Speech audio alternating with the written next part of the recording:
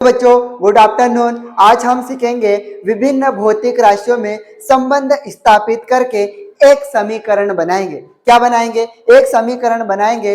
कौन सी विधि लगाएंगे? विमेय विश्लेषण की। ठीक है, जैसे कि हमने पहले वाली क्लास में पढ़ चुके, अलग अलग राशि, ठीक है, बहुत सारी समीकरण थी। उन समीकरणों की शुद्धता की जांच करी थी। मतलब विमेय विश्लेषण के 4 उपयोग होते हैं। उन 4 उपयोग में हमने एक पहला उपयोग पढ़ चुके, उसके ऊपर कितने प्रकार के सवाल बन सकते हैं और सारे सवाल हमने करके देखे। आज हम पढ़ेंगे विभिन्न भौतिक राशियों में संबंध स्थापित करके एक हम लोग समीकरण बनाएंगे, और वो समीकरण कैसे बनाएंगे, वो विमेय विश्लेषण के द्वारा कैसे बनाते हैं वो सीखेंगे। ठीक है, हमारे पास जो उदाहरण नंबर 1 है, बल, द्रव्यमान तथा त्वरण पर निर्भर करता है, विमेय समीकरण द्वारा संबंध स्थापित कीजिए। मतलब बल किस किस का ऊपर निर्भर करता है? द्रव्यमान और त्वरण के ऊपर निर्भर करेगा। ठीक है, हमारे पास ये जो बल है, क्या है? बल, ऐसा लिख दिया, बल डायरेक्टली प्रोपोर्शनल निर्भर करता है। बल किसके ऊपर निर्भर करता है? तो आप बोलोगे द्रव्यमान के ऊपर। किसके ऊपर? द्रव्यमान, द्रव्यमान के ऊपर निर्भर करता है। गुणित कौन आएगा? और त्वरण। अब यहां से ऐसा लिखने के बाद इसके सिंबल पता होना चाहिए। इसको बेटो इंग्लिश में हम लोग फोर्स कहते हैं। क्या कहते हैं? फोर्स। फोर्स कहते हैं, इसलिए हम लोग इसको एफ से रिप्रेजेंट करेंगे। किससे? एफ से। डायरेक्टली प्रोपोर्शनल टू एम को हम बोलेंगे मास। क्या बोलोगे? मास। इसलिए यहाँ पे मैं लिख दूंगा एम। इधर ये आया है ए त्वरण। त्वरण को हम लोग इंग्लिश में एक्सेलरेशन कहते हैं। क्या कहते हैं? एक्सेलरेशन मतलब त्वरण। इसका क्या लिख दिया? ए। इसकी जो घात आएगी वो एक्स, और इसकी घात आएगी क्या? वाई। इसकी आएगी क्या? नहीं, इसकी घात नहीं लगाएंगे, ये सेम रहेगा। अब हम क्या करेंगे? इस समानुपाती चिन्हों को हटा देंगे। क्या कर देंगे? इस समानुपाती चिन्हों को हटाएंगे तो एफ बराबर कोई भी एक नियतांक आएगा, और वो नियतांक हम ले लेंगे के। क्या ले लेंगे? के। और यहाँ पे एम की घात एक्स, ए की घात वाई, और ए से प्यार से समीकरण नंबर कितनी बना दी? एक। क्या बना दी? एक। अब हमको क्या बनाना पड़ेगा कि इसको, ये जो प्रश्न बोला था वैसा हमने बना लिया। अब विमेय सूत्र हमको बनाते बनना चाहिए। याद डायरेक्ट नहीं रख सकते, हम इसको बनाना तो सीख सकते हैं। एफ का मतलब होता है फोर्स। फोर्स को इंग्लिश में बल बल कहते, सॉरी, बल को इंग्लिश में फोर्स कहते हैं। बराबर इसका विमेय सूत्र क्या होना चाहिए? तो मैं इसका विमेय सूत्र एसआई मात्रक से बना दूंगा। किससे बना दूंगा? एसआई मात्रक। एसआई मात्रक क्या होगा इसका? न्यूटन। क्या होगा? न्यूटन। न्यूटन कैसा आता है? तो आप बोलोगे केजी इंटू मीटर पर सेकंड की घात 2। ठीक है, इसको बना सकते हैं केजी इंटू मीटर बटे में सेकंड की घात 2 है, इसको गुणा में ले जाएंगे तो सेकंड की घात ऋण की कितनी बनेगी? 2। आप यहाँ पे लिखोगे एम एल टी। होगा क्या ऐसा? ये जो हमारे पास एम आया, एम का मतलब मास। मास को आप किस में तोलते हो? तो किलोग्राम में तोलते। किसमें? किलोग्राम में। तो इसलिए केजी आया, इसके ऊपर कितना लगा दोगे? 1।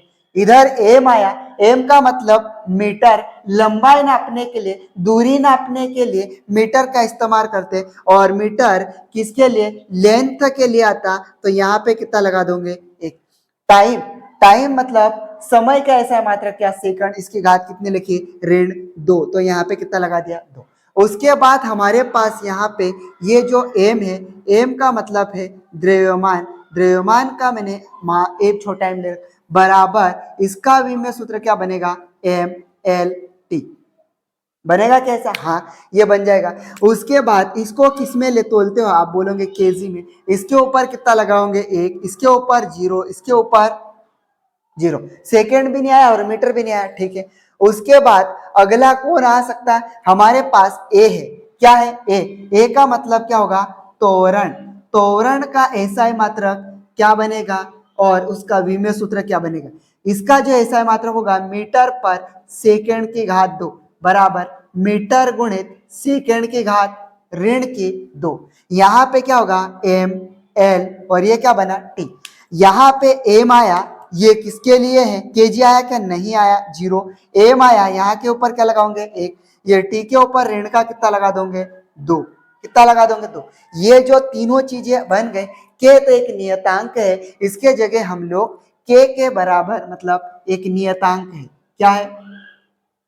नियतांक। के बराबर हम एक मान सकते हैं। कितना मान सकते हैं? एक। अब ये जो मान है हम समीकरण नंबर 1 में रख देंगे। किस में रख देंगे? 1 में। समीकरण 1 में मान रखने पर समीकरण 1 में हम लोग क्या कर देंगे? मान रख देंगे। कहाँ है एक समीकरण 1?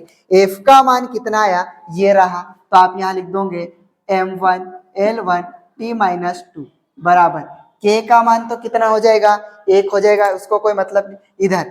फिर उसके बाद m का मान कितना है? तो ये बन जाएगा m1 l0 t0। ठीक। फिर उसके बाद उसकी घात m की घात कितनी है यहाँ पे? x। तो यहाँ पे लगा दोगे x गुणा में इधर आएगा त्वरण a का मान रखेंगे तो ये रख देंगे m0 l1 t-2। पूरे की घात क्या लिखी है? तो यहां लिखी है y। क्या लिखी है? y। होगा क्या ऐसा? ठीक। आप क्या करेंगे? इसका कुछ नहीं होगा, वैसा की वैसा रहेगा। यहां से m1 का m1 l1 का t-2 बराबर यहां पे इसका गुणा अंदर की साइड होगा तो a की घात m पूरे की घात n। जब भी ऐसे कोष्टक को हम लोग हटाते हैं, कोष्टक को हटाते हैं तो ये गुणा में चले जाता। किस में चले जाएगा? गुणा में। अब गुणा में जाएगा तो x का गुणा इस m की घात के साथ होगा तो यहाँ पे गुणा होगा तो m के 1 है, यहाँ पे क्या हो जाएगा? x। इस x का गुणा 0 में किया l0, इस x का गुणा t की घात 0 में किया तो 0। ठीक, ये हो जाएगा। ऊपर इधर भी ऐसा ही m के साथ किया तो m के घात के साथ किया 0, y का गुणा 1 में किया तो l की घात y, y का गुणा इस 2 के साथ करा तो t की घात 2y बन जाएगा ऐसा। ठीक, बन जाएगा। अब आप यहाँ पे क्या करेंगे? इधर तो कुछ नहीं होगा, m1 l1 t-2 बराबर। आप जब एक और फॉर्मूला पढ़ता a की घात m इंटू a की घात n, जब दोनों आधार समान होते उनकी घातें क्या हो जाती है? जुड़ जाती। जब ऐसा आया तो इन दोनों का गुणा करना है। m का गुणा m के साथ होगा, l का गुणा l के साथ होगा, t का गुणा t के साथ, और उनकी घातें जुड़ती है तो जोड़ देंगे, घटती है तो घटा देंगे। ठीक, हमारे पास यहाँ m है और इधर हो जाएगा m, इधर है x, इधर है 0 तो ये बन गया 0। इधर l की घात क्या है? 0, इधर क्या है? धन y, इधर क्या है? t की घात 0 ऋण का 2y है। चलो ये बन गया। आप इधर m1 l1 t-2 बराबर इधर आप m की घात x में 0 जोड़ा तो x, l y में 0 जोड़ा y, t की घात, ये घटेगा क्या? नहीं घटेगा, 2y। ये बन गया। आप क्या करेंगे? यहाँ पे हमको आप विमीय समांगता का सिद्धांत लगाना है। विमीय समांगता का सिद्धांत क्या कहता? जब दोनों पक्षों की भौतिक राशियां समान दिखती है तो उनकी घातों को बराबर कर लेंगे। क्या कर लेंगे? घातों को बराबर कर लेंगे। तो विमीय समांगता के सिद्धांत द्वारा, ठीक है, विमीय समांगता के सिद्धांत द्वारा आप क्या करेंगे? आप हम लोग यहाँ पे यहाँ m है, ठीक है, ये m है, इधर m है, तो उनकी घातों को क्या करेंगे? बराबर। इसकी m की घात इधर कितना है? 1 बराबर इधर m की घात कितनी है? x। ये बन गया 1 की घात कितना? x बन गया। फिर इधर इधर l की घात कितना है? 1, तो यहाँ 1 लिखा। इधर l की घात कितनी है? y, तो y के बराबर कितने में हो गया? 2। ठीक है, हो गया क्या? इधर t की घात कितनी है? ऋण का 2 बराबर इधर t की घात कितना है? ऋण का 2y। ठीक, हुआ क्या? तो इस ऋण 2 से इधर गुणा में है, इधर किस में आएगा? भाग में। तो ऋण का 2 बटे ऋण का 2 बराबर y, तो 2 से 2 कट जाएगा तो y का मान कितना आएगा? 1। अब ये जो मान आया, x का मान कितना आया? 1, y का मान कितना आया? 1, y का मान 2 बार आया, तो मतलब ये हल करने के लिए ऐसा करते, दोनों का मतलब क्या होगा? 1। अब ये जो मान आया, इस मान को ऊपर वाला प्रश्न मिटा देता है, यहां लिख दूंगा, ठीक है। अब ये जो मान आया एक्स वाई का मान, ठीक है, एक्स वाई का मान हमको कहाँ रखना चाहिए, तो ये समीकरण हमारे पास एक दिख रही, ठीक है। तो y x y का मान समीकरण एक में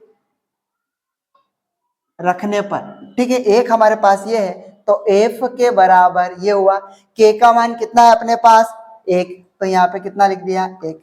उसके बाद हमारे पास m, तो m का क्या रहेगा, गुणा में ऐसा लगा दिया m x की घात कितनी है, एक, a y के मान कितना है, एक, ठीक। तो ये बन जाएगा f बराबर एक का गुणा m में किया तो m a, ठीक है। ये न्यूटन का दूसरा नियम बन गया। कौन सा नियम बन गया, दूसरा।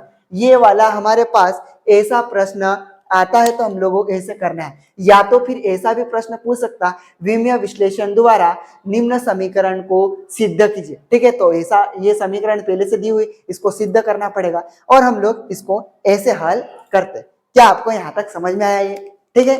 तो हम ऐसे इसको करते हैं, चलो ठीक है।